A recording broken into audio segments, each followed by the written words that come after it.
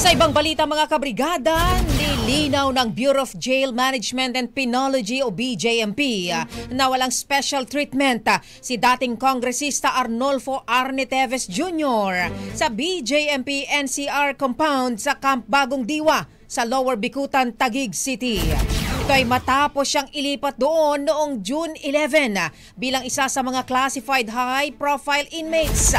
Sa panayam ng Brigada News FM Manila kay BJMP spokesperson Jail Superintendent J-Rex Bustinera, iginit nitong pantay-pantay ang pagtrato sa lahat ng mga ordinaryong inmates.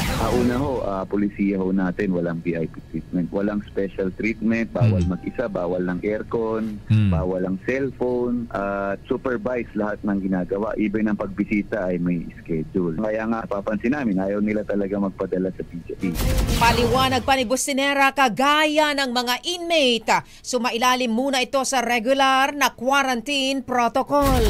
Maayos naman no, sinunod natin yung protocol, nadala naman siya na mugshot, fingerprint, at ngayon ho ay naka-quarantine ho siya. Yun ho yung standard protocol natin sa mga bagong dala para hindi ho makahawa. At after ho dito, ihahalo na ho siya sa regular na selda.